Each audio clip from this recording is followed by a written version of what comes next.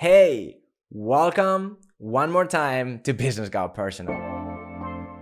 This is a podcast brought to you by VideoAsk Typeform's latest tool, and in this episode, I bring you one of the most controversial topics that I can think of today in the marketing space. Let's talk about influencer marketing. How hype it is versus how actually useful it is, and what can we learn that we can apply to our own businesses.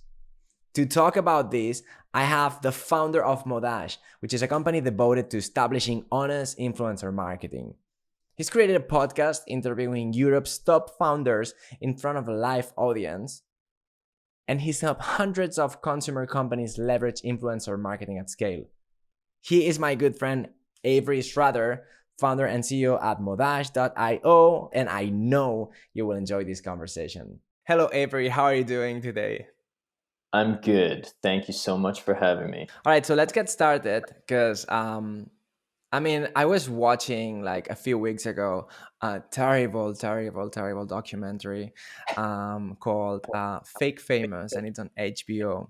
At some point, I make the switch from Netflix to HBO, and I feel like I'm happy, but there's still some rubbish on HBO. I'm sorry. Like, by the way, if you're watching and you've watched this documentary, let me know your thoughts. Maybe there's something that I'm missing, but I thought this documentary called Fake Famous gives like a very superficial view on what influencer marketing is. I know you haven't watched the movie, but I need to ask you, as someone again who's built a business around influencer marketing, is really influencer marketing something genuine that can have an impact for brands, or it's all just hype and algorithm bullshit? For sure. Yeah, I think both of those things can be true. It really depends on the process. So, like the whole Mm, idea around, and I'm going to try hard not to plug Modash too much because none of my ideas are directly tied to the necessity of our tool existing or whatever. But the whole thesis around Modash is that you have this super sexy space that we refer to as influencer marketing or brand ambassadors or whatever, sponsoring Twitch streamers or however you call it. And because of that, maybe the sex appeal of the space, like the fact that everybody's familiar with social media, people can feel that feeling themselves when we scroll, of maybe taking the recommendation of someone we trust online, then everyone thinks it's this cool idea. And then you have a couple of mega stars like Gary Vee that are screaming on stage about how influencer marketing is the greatest thing ever. And everyone feels like they have to get involved. But there hasn't so far been like a meaningful player to come to the space and say, okay, this is a scalable process that you can actually justify putting a budget into. And that's what we've worked really hard to do beyond building tools and stuff, is what is the process that does make it an honest, scalable, performance oriented acquisition channel. And we've kind of helped to define that process in lots of companies. And so we've seen both things. We've seen it fail terribly, which is usually then when people come to us with a lot of hesitation and say, hey, this isn't working at all. We paid 6 cool people on Instagram and our company is not worth $100 million yet. And I'm super confused. And then we kind of help them work past those misconceptions, choose people who are really going to be effective for their specific company, and create like incentive structures that don't that are honest and in line, so the influencer is motivated to do the right thing, and the company is motivated to invest more in the influencer. So the long-winded answer is yes, it's a mess, but there is a way to make it work, and it just takes like some intention and thoughtful process building to make it really really work. Got you. And so basically, besides all these fake accounts on Instagram and all these bots, there is a way to kind of like measure the impact, some sort of like in a like trustworthy way or something like that that brands can rely on, right? For sure, yeah. Like the kind of fundamental principles of the process that I talked about that we've kind of helped to create throughout this work is, um, one of the really core pillars is that you pay for conversions instead of for content. So, Mm. which also incentivizes long-term relationships, because why would we stop working with someone if they continue to convert customers at an acquisition cost that we have predefined? So, yeah, on measuring is one thing. So usually we suggest pick a metric and measure that metric against your best performing channel. So for a lot of people, that's like Facebook ads is their best performing channel. And usually we say, okay, let's try to design this process so that it's worth not just pouring money into Facebook ads, but that it's actually measurable and we can see output that's more efficient or at least equally efficient as that channel. And so, yeah, it can totally be measurable. It's not as straightforward as like ads manager or whatever, because in that case, you're just placing content and Facebook tracks everything for you. You don't have to think too much or design any processes. You just pour money in there and kind of trust the numbers they give you at the end. Um, yeah. And then on fake followers and stuff, there's actually a ton of problems that people don't think about because they're not as like spooky as the idea of fake followers or shadow bans or those kind of things. An example is if you're a company, for example, that only ships, let's say, to LA for some reason, or some specific country, even the United States, Mhm. and you work with someone who has 100% real followers, but 30% of them are in Germany and 20% of them are in Spain, and then 10% are fake because everybody, uh, I guess I contradict myself now, but everybody has some fake followers. So um, as long as you take a data-driven approach and kind of make intentional decisions and don't just pick people who kind of look cool on Instagram, it's actually really easy to avoid these problems. And there's Okay. tools that exist to tell you how many followers are real and where they are and who they are and so on. Okay. Didn't know that. So that's interesting. So my next question, I guess, it's if let's say I'm a brand, okay, and I have, like you said, Facebook as a tool to like attract new people. Which, by the way, sometimes the numbers you get from Facebook, and like you're never sure how much can you trust those numbers, because Facebook may set an acquisition, say like they would claim some of those customers which you may have acquired somewhere else, but that's a whole different story, maybe for another episode. But my question is, like, why would a brand would prefer to work with like an influencer than put like an ad, for example? What's the main difference Mhm. between like an ad that you create and you push on some channels versus Mhm. working with an influencers? Yeah, that's a great question. I think that there's a couple of reasons. One is for some companies we work with, they have now poured millions or hundreds of millions of dollars into Facebook ads. And they've learned through that experience that um, one, it's not really safe to have all your money in one acquisition channel and only have one method of reaching your customers, because you never know what changes tomorrow. So differentiating or diversifying your distribution can be important. In some cases, it's either not possible or not feasible to run Facebook ads. So not possible includes like crypto companies, for example. There's lots of legitimate crypto companies now. Coinbase is IPOing, and I'm pretty sure Coinbase can't run a Facebook ad because of Oh. the nature of their business. So some people can't do it. And in other cases, it's like to compete in a market, you need to be contextually in front of your customer however you can be. So when we met, you had just given a speech about how brand is every single interaction that you have Hmm. with your customer along their customer journey. Right. And for some customers, Facebook ads isn't how they make decisions. They trust their favorite YouTuber, or their like the people they follow on Instagram, or their sense of this is really popular and everyone's doing it, more than they trust that display ad Mm-hmm. on Facebook. So it's really just about context, and a way that we even qualify our customers that we work with is we asked the question, have they invested as much as possible into Facebook ads? Is it reasonable for them to move on? And I think it's a really important question. You should do the most efficient thing usually. Um, but sometimes you'll learn that Facebook isn't the most efficient thing, or whatever channel, and you'll decide that influencers is a better fit. So it's all context, I guess. Right. So if I understand, it's like a mix of both things, like the opportunity you have on like all these different channels and how you combine those and how you're like strategic about all these Mm-hmm. different opportunities.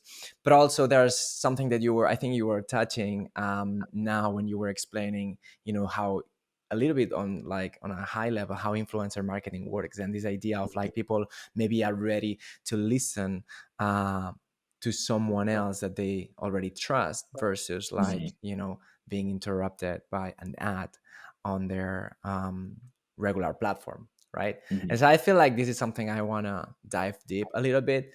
And I guess you might be able to expand on the idea of why influencer marketing has grown so much over the last years. Like, what is it Mm-hmm. special about influencer marketing and the way that relationship happens happens between the customer or potential customer and the influencer versus a brand? Mm-hmm. Yeah. So I mean, hmm, I think that even the best brands feel like trusted consultants or even friends to the people that they serve, right? True. Or like a cool cousin who's way more fashionable than you is sometimes how I feel about like clothing brands or something. Right. And I think that, but that's really, really difficult for companies to create because companies um, aren't quite as relatable to your everyday person as their cool cousin who's very fashionable is.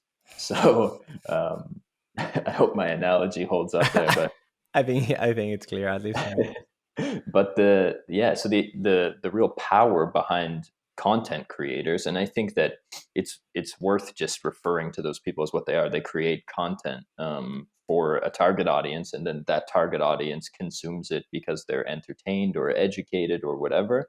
And when you with your audience even entertain or educate them via this podcast or some of your own content, then you're building trust, and then they come back to you and they check to see if you've made a video on how to like which brands are heroes versus villains or whatever. And no matter the context, then you've built, you've invested in the emotional bank account, and then when I come to you to make a decision, I trust your opinion. Right. And sometimes I think even we've seen audiences that that convert because they just, not just, but because they want to support that creator rather than not. So Hmm. it's like, if I buy this thing with this promo code, then my favorite person who just taught me XYZ is going to make a few dollars. And that's like a motivating reason to buy for me. I think that's like a very, interesting way to put it. Like it's all about like the relationship, and there it's true that Mhm. when someone creates something special and you can like connect with that thing, if you Yeah. get value, there's sometimes like this kind of like feeling that like you want to give back in a way. Yeah. And this is how affiliate marketing works for influencers and things like that. And you see all these, you know links on YouTube about like the Amazon tools. Actually, maybe we should start like, I don't know what I could sell here, but like maybe I should start posting like on the description. By the way, if you're watching this and you're interested in like, I don't know, my TV or something like that, I'm happy to like link it down below and like make some money for Typeform. No, I'm just kidding. But like, no, it's Video ads interesting. plan. Yeah, Yeah. exactly. Some video, so you can get my cap for like $500. Um, no, what I was gonna say is like, I think there is a relationship, and it's true. It's something that I always say a lot of times, that we don't relate with logos, we relate with Mhm. faces, and we relate with people. And for some reason, it's just easier to build like a relationship with like one individual that like a group or like an abstract entity, which is a brand. And I've seen a lot of brands actually um, like go in adapting behaviors of like influencers, where like they would put the social media manager, the person creating content in front of a camera, and then that person is making reels or is making, and then all of a sudden people would recognize this person as the brand. And this happened, maybe you've seen a previous episode that we did with Diana Briceño. She's the head of content at vid.io, and she told me on the episode, which is, we'll link it up here, that she was being addressed sometimes as like the girl from Bit, right? And she was very strategic about it. She was like, I asked her, why are you not creating more refined content? Like, if your tool is about video editing, it's a video editing software, why are you not trying to like make your video more refined? And her answer was precisely what we're talking about. Like, she wanted to be more natural, more like approachable and more spontaneous. And that's how people would feel that and would be like, oh, you're the girl from Beat or stuff like that. So I think those are, do you think, by the way, do you think this is more like, let's play the future game here, do you think that influencer marketing is somehow gonna replace or be bigger at some point than, traditional marketing? Yeah, I mean, to your first point, yeah, I don't think that I could say it better than people are authentic and we create lasting connections with them that can't be stolen by a lower price or a better product or whatever. I will buy something I don't need from my mom to support her, and or from my friend or from somebody that a trusted colleague or whatever. Um, but if I'm just making a decision between the last two Facebook ads I saw or whatever ad display, then I'm going to pick the one that's cheaper and gives me like whatever I want, if that's how I make my decision. Um, but yeah, on replacing traditional media, most signals tell us that, yeah, that's money is slowly coming out of TV and going into independent content creators. The power of distribution, like to reach audiences, not so long ago only existed in like a few television channels and then Facebook and Google.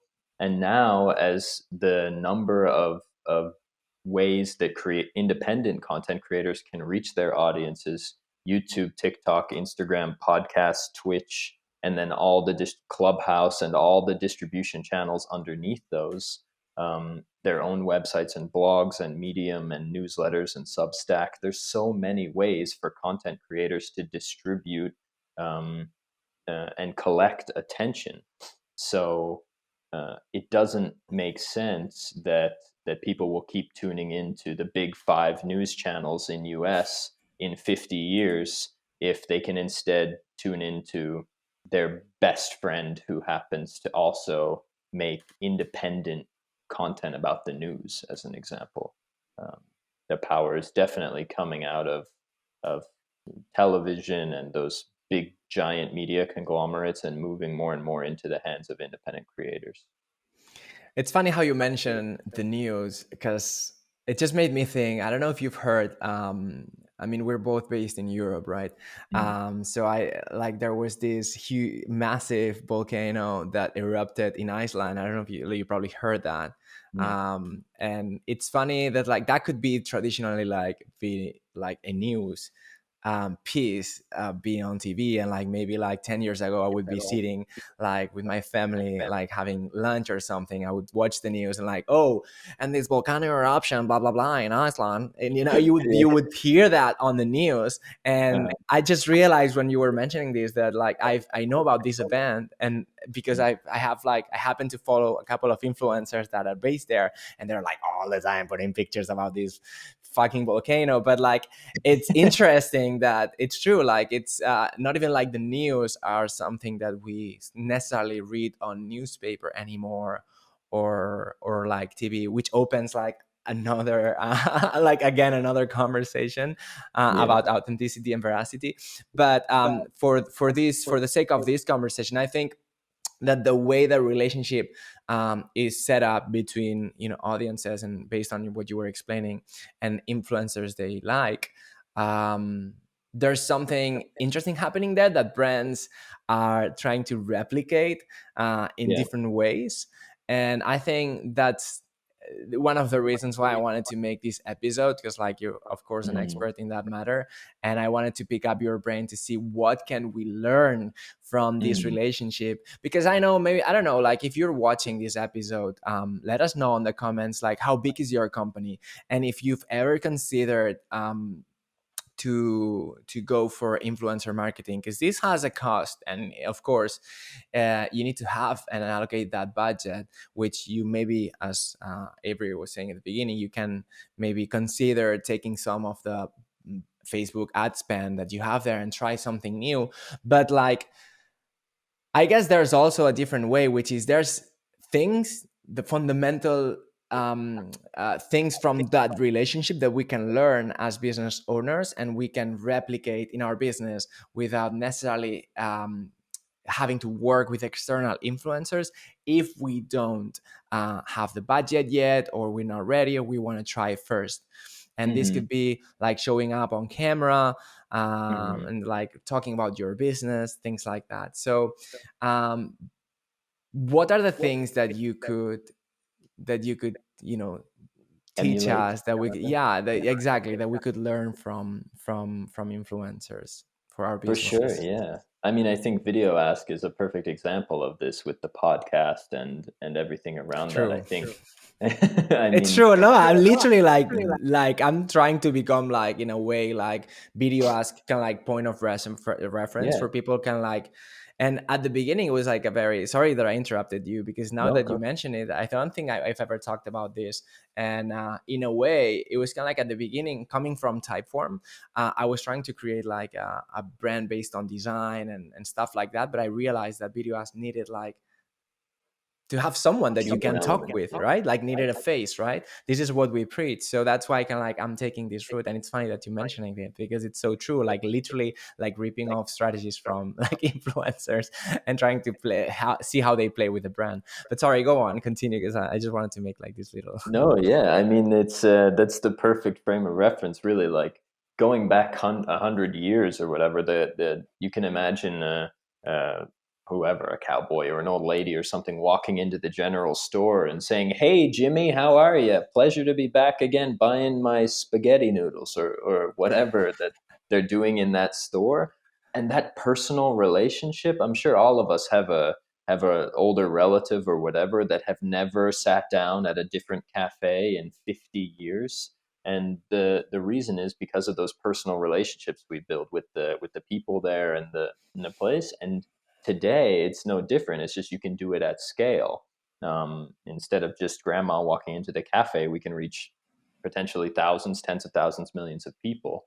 And yeah, I think to emulate that, there's a couple of really easy ways. The first thing is just create something that you enjoy making. I think that it's in your blood to do this podcast and to create things and to make stuff that didn't exist before. That's part of you, and leveraging that makes perfect sense. Mhm. And lots of people who have like an entrepreneurial spirit or a creative spirit like yours, I think, also have a natural knack for making things like this. And if you have any kind of inclination as a, whether you're a marketing person or a CEO or in a small company or whatever you are, leveraging that however you can is a really good idea. So whether that means making a podcast like we talk on here, where we just share ideas back and forth about different topics that are kind of slightly related to the general premise of the business, or if it's having a community in Slack or on a forum that collects professionals who can then share ideas and stories. Demand Curve is a great example of this for marketers. There's a huge Slack community of all the like top CEOs and growth people and channels to discuss different topics like influencers or SEO or ads or whatever. And that couples itself well with a really high quality newsletter, and you kind of create this like flywheel of, you have a community, and then your community becomes the guest on the podcast or the contributors to the newsletter, or you make video content, and or instead of doing testimonials, because you have a video guy on the team, you make those very human and relatable videos I think you had a guest on before who was like specialized in Yes, that kind of content. Justin. We'll also link the episode here. He was talking about how to make good testimonials. One of the best episodes so far, like in terms of like people reaching out and saying, "Oh, that was so useful." Yeah, yeah, I think it was a good one. I also liked it. Mm-hmm. So maybe to create like some structure around all this rambling that I'm doing, I think that a good place to start is being a leading learner. So lots of people feel that they don't have anything to share, and that's what stops them from making a podcast or doing whatever. So I totally encourage those people to uh, learn more about your industry or space then on camera or behind a microphone or in writing or however you can, and share that with your community. And that's all it takes to kind of leverage this idea of building trust in a human way. We have a conversation today. I learned something from you. Maybe you take something out of my rambling today and can apply it to your life. And if we do that repeatedly, then 100 viewers turns into 1,000, turns into 10,000, and suddenly you have this amazing community that you can distribute the business into. Um, yeah, I hope So that answers the question, kind of. yeah, I think so. What I learned from this answer, and maybe to add some, takeaways, would be like, first of all, don't be shy, show on camera. If Yeah, Be that person on the shop in the corner of your street where like you would yeah, talk and like that you want to come back and like have you build a relationship. So do that for your business. And if you need to like set up a camera or like just pick up your phone, um, go and do it. Like the benefit is going to be probably um, bigger than the friction and the stress that this generates. But because let's be honest, it's not easy. Even if you're an hmm, extrovert, like I am, like you need to get used to it. There's like a process to get used to it. So hmm, and also another thing is like you don't need like super high quality cameras, things like that. We have great amazing cameras in our pocket hmm, that we can use. So we've talked about this and we'll be making more episodes because this is definitely a topic that people are interested in, how hmm. to because we're not like filmmakers. We're all not all of us are filmmakers, so it's important that we can like get comfortable with those tools. And another thing that I really like about your answer is this idea of like be a living learner. You said Leading um, learner, yeah. living learner is such a great term. I like it because it's a like you lead by example of learning, right? And I Hmm. really like this. I think it's interesting. It's like is that a hashtag? Could we like explore if there is like, because I think it's a very interesting like idea. Hmm. Because it removes all the tension, right? There is some tension like, oh, I need to be an expert, blah blah blah blah blah, and this kind of like Yeah. removes all this bullshit basically, and it's Yeah, like or this concept of I don't have something to share. Well, lucky for you, you're the most relatable person for most people in your situation right now. So mhm. if you just approach it from the perspective of, okay, my business, I'm the most human accounting firm in the world, and I've never been an accountant in my life. So now I'm just going to make videos about me learning Excel and how I did that process or the pitfalls that I overcame or whatever. That to you might sound crazy, but to someone like you who's trying to learn and maybe get a little motivation to suffer through learning Excel or whatever, then your encouragement builds that authentic relationship that we've been talking about this whole time, and that then every time they see your face, they think that's the trustworthy, cool guy who isn't just another accountant who wants me to send them money to process my invoices. And that Mhm. applies to any any medium, any business, whatever you're doing. I And did, Twitch is full of people learning, and I don't, and even more full of people learning with them. yeah. So I think that's like, There's yeah, people I like the writing approach. code on Twitch live. Like, what could possibly be more annoying to watch than someone writing code? To me, at least, that's like the ultimate example of like literally just figuring out how, like, watching someone learn to type English is a frame of reference. You know, It's crazy, but people love it and they tune in because maybe they learn something from it and they get to watch that guy wince when his code doesn't work, and it's like a celebration when it does. And I'm those happy that real VideoAsk is a no code tool, so we're not gonna get like a lot of like backlash of like, oh, what are you talking about? The code is like super cool, whatever. For sure, yeah, yeah. I just imagine that even for developers, like watching other people code or that kind of thing is monotonous, but it's the human next to it that makes it Exactly. something meaningful. And um, Like yeah, that's I mean, exactly. for a long time, like when I started my kind of entrepreneurial journey, then I didn't know anything about startups. So the first thing I did was move to Estonia because here's a large density of successful founders. And I started a podcast interviewing them so that I could Mm. learn from them. And that podcast grew like, I mean, I didn't do it for a very long time. So we didn't have tens of thousands, or I guess we didn't have hundreds of thousands of viewers, but it grew way faster than I would have anticipated. And people were like would talk to me in the street here in Tallinn and say, "Hey, man, you're so good at asking questions. I can't believe you got him to answer that question." And I'm like, I was just trying to figure out what the heck I'm doing. Like, what is the startup? How do I build something that people want, and so on. And that authenticity was what made people think that I'm an expert, because I'm just asking the questions that are the most fundamental and the most relatable. So certainly don't fear not being an expert, and use it to your advantage when you create stuff. Quality and stuff also, like you said, doesn't matter. It's all about just making stuff and putting it out. I think a big thing that people hesitate with too, even people who kind of aspire to be YouTubers, is this perceived risk that no one will see it. And the great news is that if or that it's embarrassing to publish this or whatever. The good news is if no one sees it, you have nothing to worry about. So just push content out and hope and pray that after a while it starts working. Yeah. Right.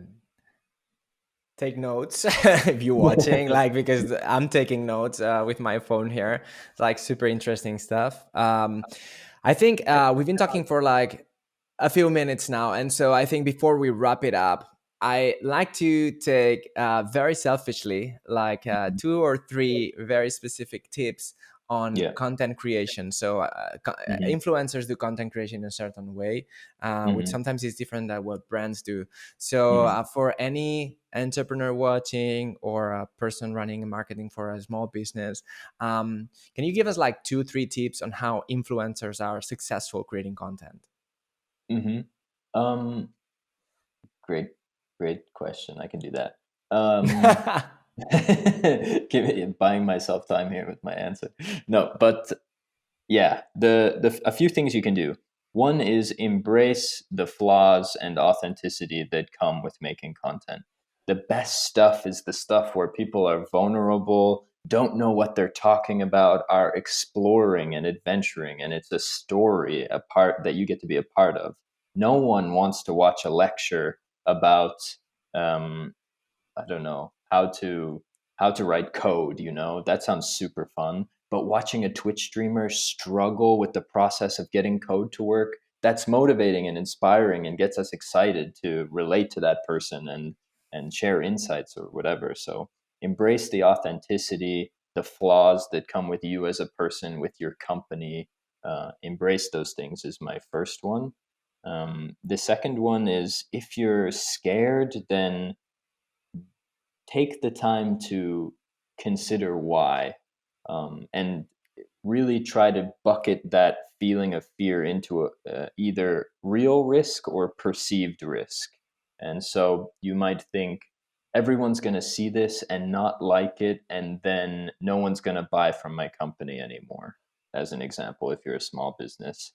And if you think through that fear a little, you might come to realize, well, probably my first YouTube video isn't going to get 1 million views. Most people aren't going to see it. So, what's the worst thing that can happen if I just get started? And fight through that feeling, get 10, 15 pieces of content out, and you'll start to realize that the few people that you're collecting with everything you put out love what you do, not because it's a perfect piece of content with the best camera quality, but because you're an interesting human being with flaws. And tying back to my first point, authenticity. And the third one, what else can we learn from creators? Hmm.